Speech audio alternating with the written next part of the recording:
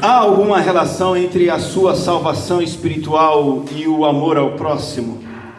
Dá uma olhada para as pessoas que estão ao seu redor hoje. Pode olhar, pode virar para trás, vira para os seus vizinhos. Será que a sua salvação em Cristo tem alguma coisa a ver com esse pessoal aí para quem você está olhando? Se tem, o que é que tem? Existem falsos cristãos, sabemos disso. João afirma que havia pessoas no contexto da igreja, da região onde ele ministrou e para onde ele escreveu originalmente a primeira carta dele, 1 João. E ele diz assim: eles saíram do nosso meio, mas na realidade não eram dos nossos, pois se fossem dos nossos, teriam permanecido conosco.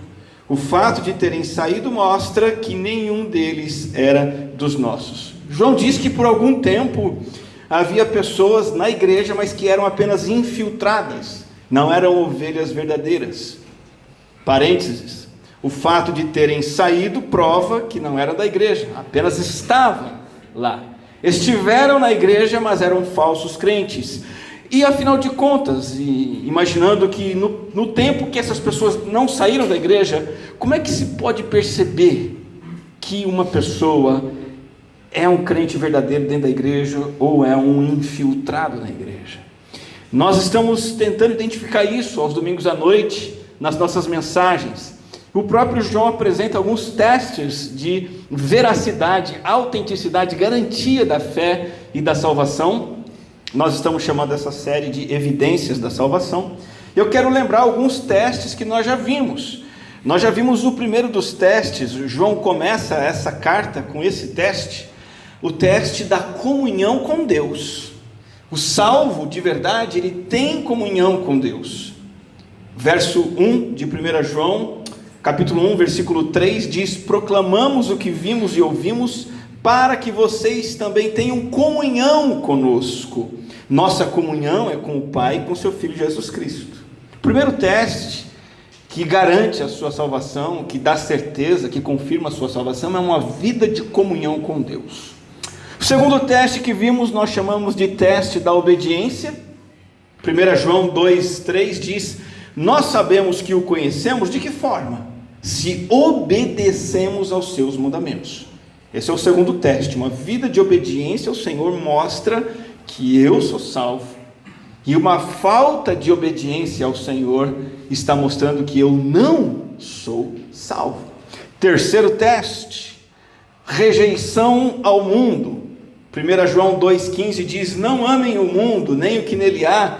E aí o apóstolo escreve o seguinte: se alguém ama o mundo, o que é que vai acontecer? O que é que isso está mostrando? O amor do Pai não está nele. Então, se eu tenho vida eterna, significa que eu rejeito esse mundo com todas as suas concupiscências, paixões, vaidade, arrogância e tudo mais. O quarto teste que nós vimos, nós estamos chamando de abandono do pecado. Essa é a evidência da salvação. Se eu realmente sou salvo, o versículo 7 de 1 João 3 diz: não deixem que ninguém os engane, não caia no engano. Aquele que pratica a justiça é justo, assim como ele é justo. Agora, aquele que pratica o pecado, o que o texto diz? É do diabo. E nós vimos isso na semana passada, na nossa última mensagem. Nós abandonamos o pecado porque, primeiro, o pecado é contrário à lei de Deus. O pecado é contrário a Jesus e sua obra. O pecado é contrário ao propósito de Cristo, que veio destruir as obras do diabo, ou seja, a obra do pecado. E quarto lugar, o pecado é contrário à semente do Espírito na nossa vida. Eu gostaria de convidar você hoje para ver mais uma evidência, e esta evidência tem a ver com o amor fraternal. Abra de novo a sua Bíblia, nós já lemos esse texto, vamos fazer uma segunda leitura. 1 João 2, versos 7 a 11. 1 João capítulo 2, versículo 7 até o 11. É o texto base para verificarmos mais essa evidência da salvação. Lembrando da questão inicial: o que o amor fraternal tem a ver com a sua salvação? Vamos investigar isso. e vamos chegar a algumas conclusões importantes para a nossa vida. 1 João capítulo 2, versículo 7, eu vou até o 11, acompanhe na sua Bíblia, diz assim: amados, não escrevo a vocês um mandamento novo, mas um mandamento antigo, que vocês têm desde o princípio, a mensagem que ouviram. No entanto, o que escrevo é um mandamento novo, o qual é verdadeiro nele e em vocês, pois as trevas estão se dissipando e já brilha a verdadeira luz. Quem afirma estar na luz, mas odeia o seu irmão, continua nas trevas. Quem ama seu irmão permanece na luz, e nele não há causa de tropeço. Mas quem odeia seu irmão está nas trevas e anda nas trevas, e não sabe para onde vai, porque as trevas o cegaram. Como podemos perceber, o quinto teste de autenticidade da salvação, evidente nessa passagem, é sobre o amor. O texto que nós lemos diz assim: uma pessoa pode afirmar que está na luz, ela pode declarar que é crente, só que essa declaração precisa ser demonstrada pelos padrões de vida de Jesus Cristo, que é a luz. Se ele afirma uma coisa, mas não há amor ao seu irmão, continua nas trevas. Agora, quem ama seu irmão permanece na luz. Então, amar os companheiros de fé é um padrão, primeiro, vital, fundamental. Estar em comunhão com Cristo, estar na luz, é sentir esse amor fraternal e expressar, praticar. Uma vez que isso é verdade, então, se você se diz cristão, se eu me digo cristão, mas sequer gosto dos meus irmãos, sequer caminho com eles, sequer demonstro amor por eles, o que eu estou declarando é falso. Estou andando nas trevas e não na luz. E para que você entenda esse importante teste, nós podemos olhar para essa passagem. Eu convido você a olhar para essa passagem dessa maneira, extraindo dela algumas marcas do verdadeiro amor cristão, que evidencia a minha salvação. O que significa exatamente esse amor que João está dizendo? Que recado que ele quer dar? Quais são as marcas desse amor que autentica que eu sou salvo? A primeira marca que salta aos nossos olhos, e é muito fácil de observar aí, já no versículo 7, é que o amor, ele é um mandamento. Quando João começa a falar do amor, ele diz assim: irmãos, amados, eu não escrevo a vocês um mandamento novo, é um mandamento antigo. Mas ele diz também, mas também é um mandamento novo. Veja, João diz claramente, o amor é mandamento. Na nossa ideia de amor, o amor não está relacionado a mandamento. A ideia de amor que nós construímos aqui na nossa sociedade, no nosso Brasil, no nosso mundo, o amor está ligado a sentimento. Quando uma pessoa diz assim: puxa vida, lamento, mas o amor acabou. O que essa afirmação quer dizer? Ah, o amor acabou. E consequentemente, lógico, acabou o casamento, acabou o namoro, acabou seja lá o que for. Por quê? Porque o amor acabou.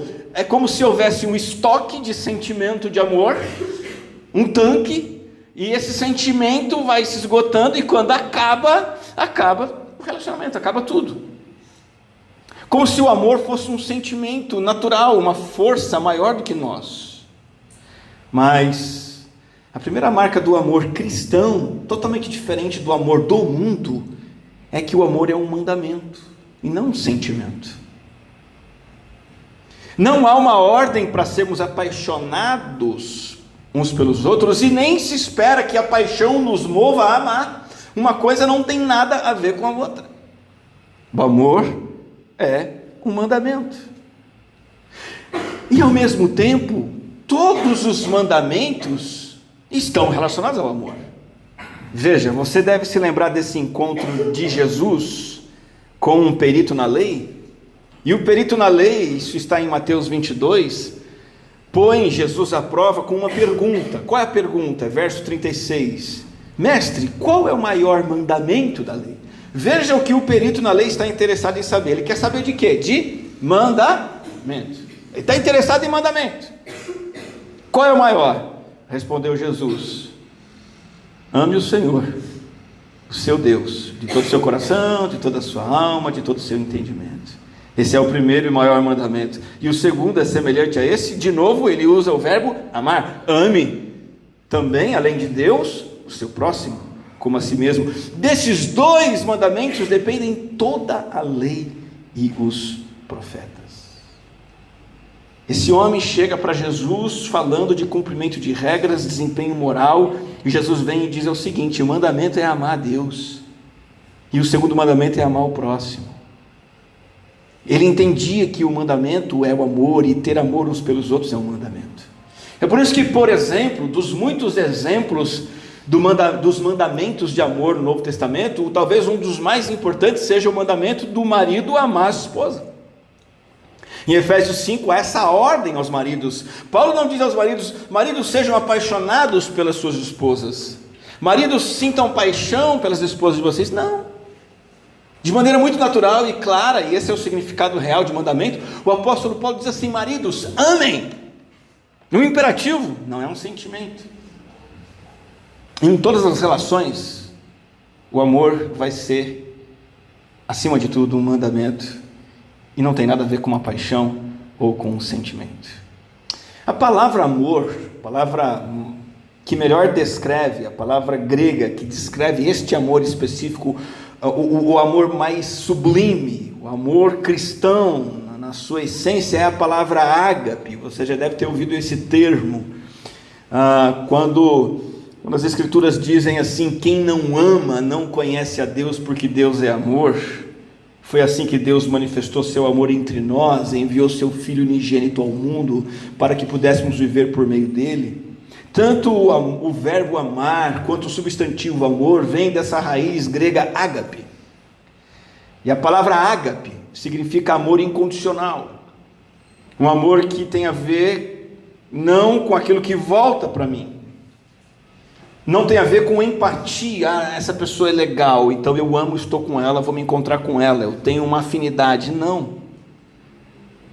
A palavra ágape, esse amor descrito em 1 João 4, 8 e 9, não se trata de emoção, paixão, sentimentos, mas tratar bem independentemente do que volta para mim, independentemente do que eu sinto.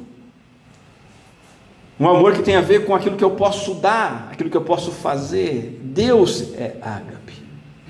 Esse texto que vemos aqui, podemos perceber que Deus amou sem que merecêssemos, sem que houvesse um retorno. Tudo que cabia a mim e a você diante de Deus era sermos abandonados, deserdados e punidos. Mas não foi isso que Deus fez por nós. Ele exerceu e demonstrou misericórdia e compaixão. Então, ágape não se baseia no alvo do amor. Quem é o alvo do amor? A pessoa que está sendo amada. O ágape, o amor de Deus, não tem a ver com a pessoa que está sendo amada. Nada nela determina o amor. O ágape se baseia no caráter de quem ama, a pessoa que está amando. Então não precisa ter afinidade, não precisa ter paixão. Gente, irmãos, há troca de afinidade nos relacionamentos, há sentimento, há paixão, isso é natural e esperado, mas isto não é amor. Esta não é a essência do amor, porque o amor de Deus, que somos chamados a praticar, não se baseia no que o outro oferece, no quanto ele é agradável, no quão agradável é a companhia. Que conversa bacana que eu tenho com tal pessoa, eu amo aquela pessoa, eu vou estar com ela sempre, quanto ela é legal. Não. De novo, o ágape se baseia no caráter, acima de tudo, de Cristo, sendo manifesto e aperfeiçoado em mim, independentemente do que a pessoa amada possa me dar de volta, me retribuir. O referencial desse amor é Deus, não o outro. Então amaremos a quem? Quem mais vai precisar de misericórdia? Vamos amar quem? Aquela pessoa que não é tão simpática assim. Aquela pessoa que você olha e diz, não é nada amigável. A pessoa não é agradável, na verdade ela é um pouco desagradável. Mas quando você amar essa pessoa, aí você vai estar amando o amor de verdade, estará dando prova da sua salvação. Quando você é uma pessoa que é agradável a você, você se encontra com a pessoa que você gosta, e você forma um vínculo com ela, esse vínculo não mostra nada sobre o amor cristão, porque você gosta da pessoa, a pessoa gosta de você, mas é aquela outra ali, que é diferente, aquela outra ali que não te agrada muito. Quando você inclui aquela pessoa nas suas afinidades, quando você traz aquela pessoa para participar, quando você interage com ela e compartilha a vida com ela, mesmo ela sendo desagradável, aí você está amando o amor de Cristo, porque não tem nada a ver com a pessoa que está recebendo amor, tem a ver com você que está dando este amor. Isso se aplica à igreja. Como isso se aplica à igreja? A igreja é uma comunidade de pecadores que não merecem amor. Alguém aqui merece alguma coisa? Ninguém aqui merece nada. Então você não precisa ser apaixonado por ninguém aqui da igreja para amar. Você não precisa se encantar com ninguém, não precisa ser atraído por ninguém, nem ter afinidade com ninguém para amar. Não precisa. Deus quer o caráter dele reproduzido na sua vida, e esse caráter é amor, que vai te levar a olhar para aquela pessoa chata, aquela pessoa sem graça. Ela vai receber acolhimento, atenção, você vai orar por ela, você vai orar com ela, você vai investir nela, você vai ajudá-la, você vai perdoá-la, você vai caminhar com ela.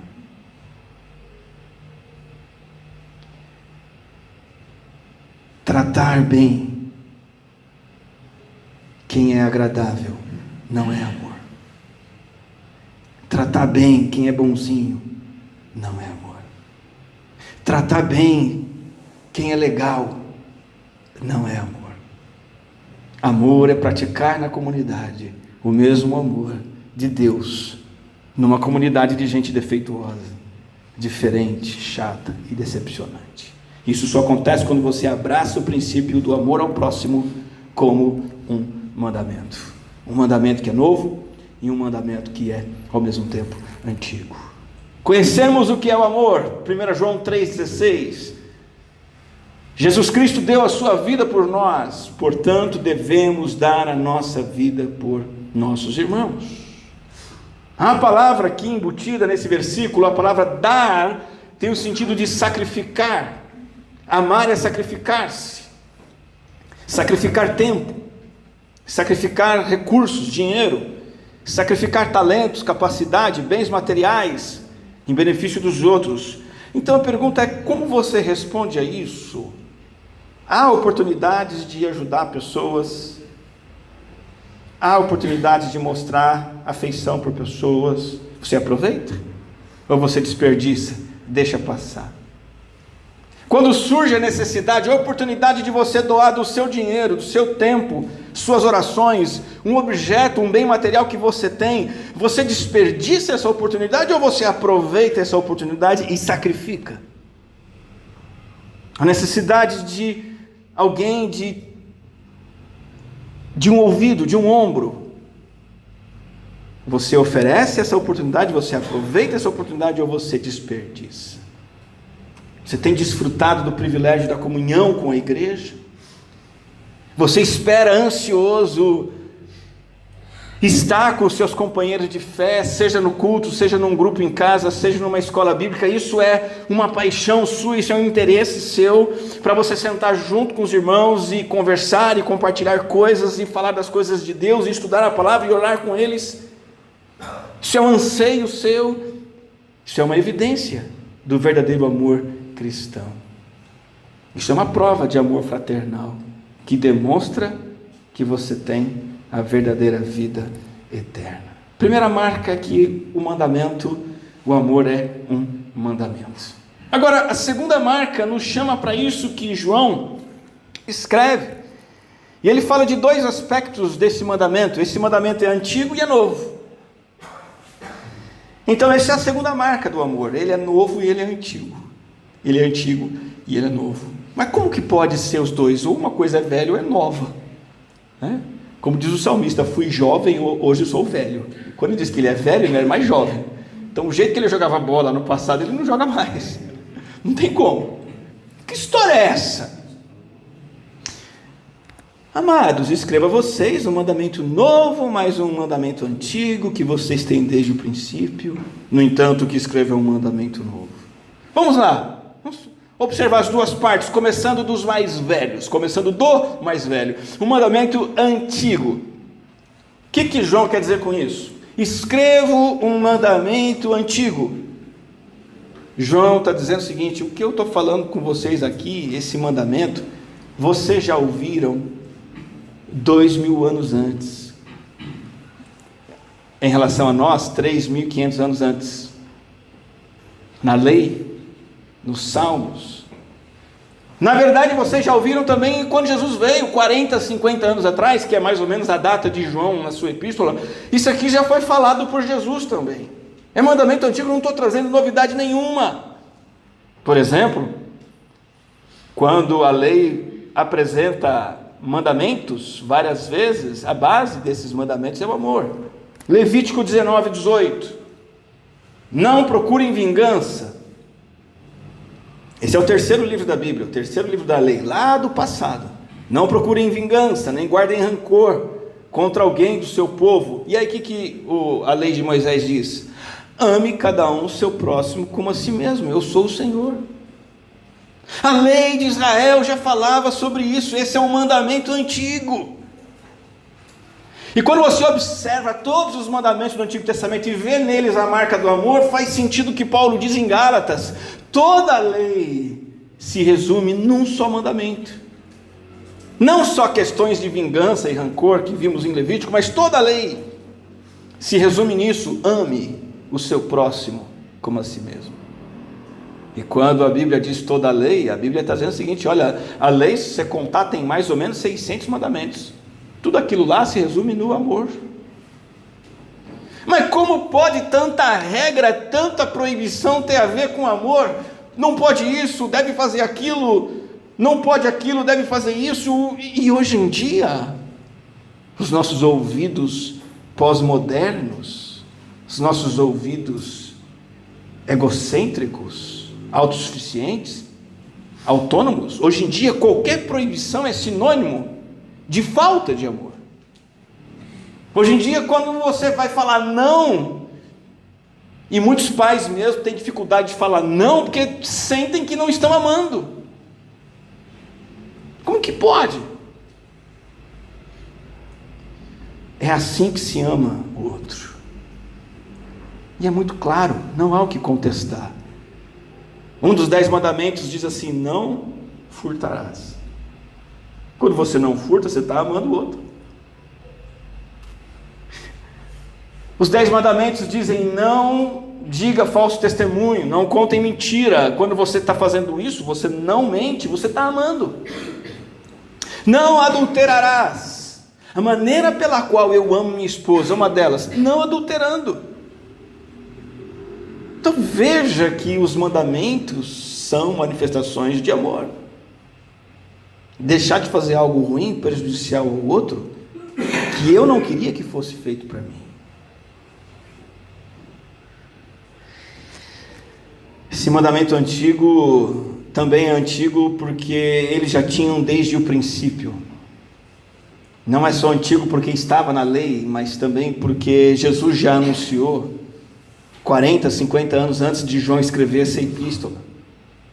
E certamente os leitores dessa epístola já eram crentes há algum tempo, já sabiam disso.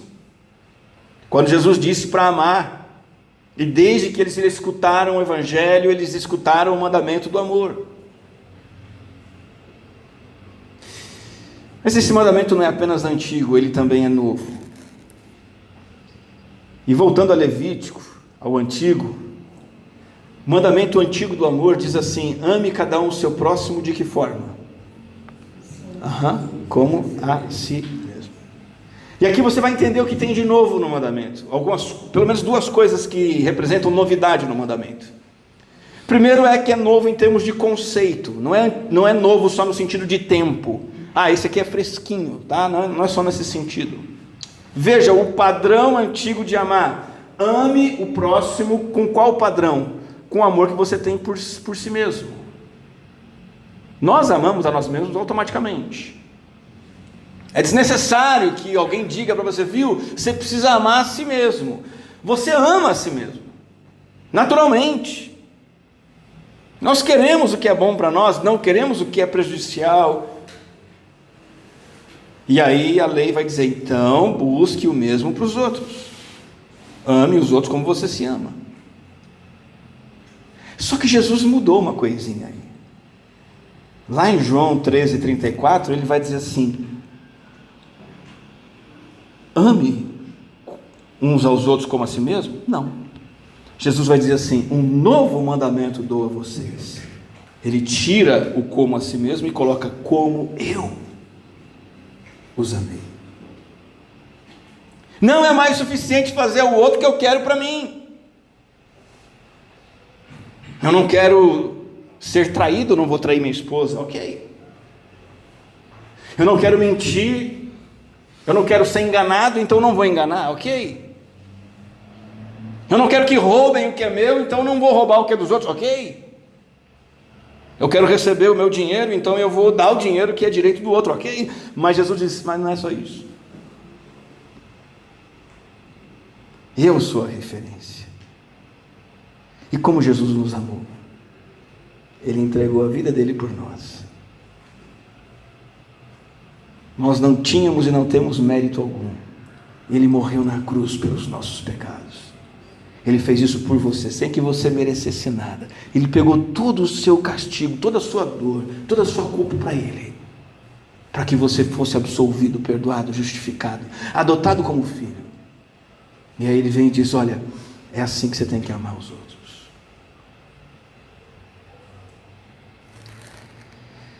Há mais um aspecto em que esse amor é novo. Ele vai dizer assim, no entanto, versículo 8, o que escreve é um mandamento novo, o qual é verdadeiro nele e em vocês.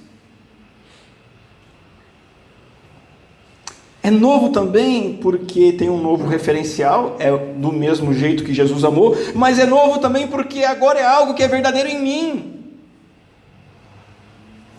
Esse novo conceito de amor que é verdadeiro em Cristo vai se tornar uma experiência nova nos discípulos de Cristo, algo diferente do que fazia antes. As ideias de amor eram falhas, o meu amor caminha até você corresponder comigo, quando você não corresponde mais comigo, fui. A ideia de amor antes de Cristo é limitada, tem um estoque, é um tanque, ele vai acabando. Mas agora, e até ideias equivocadas, o meu amor por você, a ideia na verdade no mundo, isso é paixão, eu estou assim admirando, você é demais, você é fantástico, meu coração palpita. Esse é o amorzinho corrompido, esse é o amor equivocado do mundo. Agora João está dizendo, tem um mandamento novo do amor, que é verdadeiro em Jesus, é verdadeiro em vocês, é uma experiência nova. Você vai entender isso. Não é legal quando uma pessoa se converte? E vira e mexe a gente vê esse tipo de experiência, a gente celebra, Uma pessoa conhece Jesus, aí um marido diz assim, puxa vida, depois que ela começou a ir para a igreja, ela mudou. É claro, não é para pior, Não é que, depois que começou a ir para a igreja ficou mais chata, não. É bacana quando você vê esse tipo de experiência. Puxa vida, meu marido agora é um outro homem, depois desse negócio de Jesus. O meu pai, minha mãe, agora que estão na igreja, que diferença. Queria entender o que aconteceu, é outra pessoa.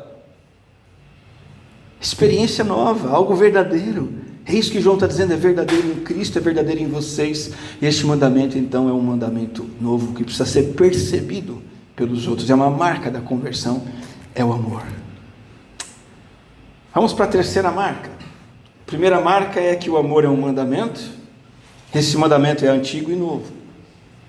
Mas esse amor também tem essa outra característica, esse amor é a característica de quem está na luz e não nas trevas.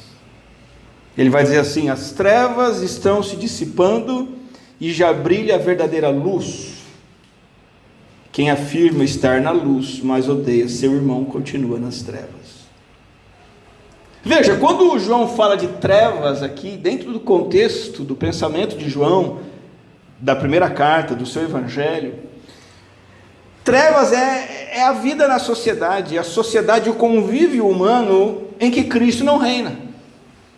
Trevas é o ambiente marcado pelo pecado, sob o domínio, que não é o domínio de Satanás, o domínio de Cristo, o que Paulo chama de império das trevas. É a sociedade, a família, o trabalho, o dia a dia, a rotina em que tem falsidade, mentiras sendo trocadas, um traindo o outro, um se aproveitando do outro. Trevas.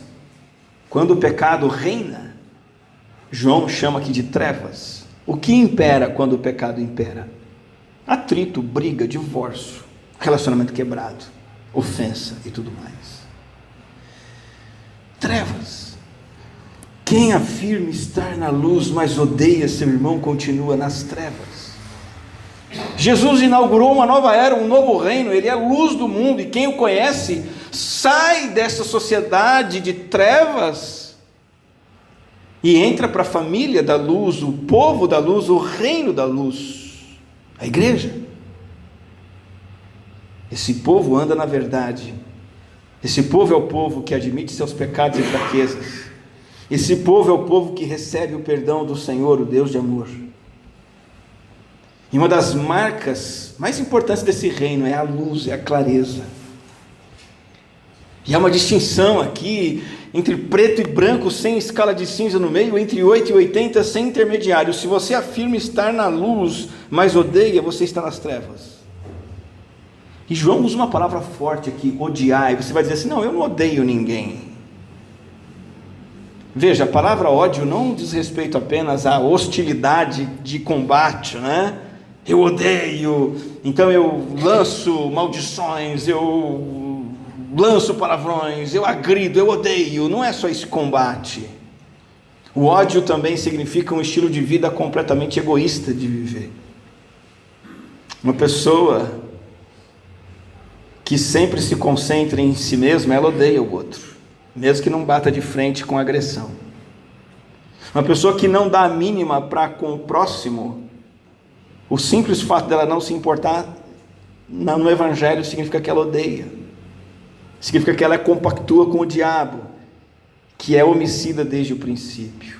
Então, o discurso de estar na luz não vale nada se ainda há ódio, ou seja, se ainda há angústia, ressentimento, rancor. E quando há ódio, veja o que o texto diz aqui: a pessoa está e continua. Veja, João não diz assim: se você é salvo, mas se você começar a não amar seus irmãos, você perde a salvação. Não. João diz assim: continua nas trevas, porque delas não saiu ainda. Porque se sair de verdade não volta mais, e se sair de verdade vai começar a amar.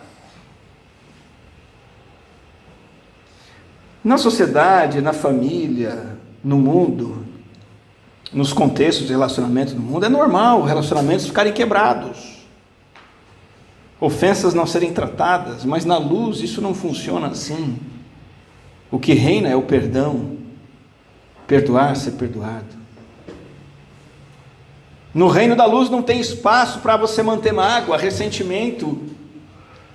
E se for assim, se mantém mágoa, se mantém ressentimento, se não há perdão, o cristão é apenas no nome, é apenas um infiltrado, é um falso cristão. Então o amor é um mandamento, antigo e novo, é um sinal de estar na luz.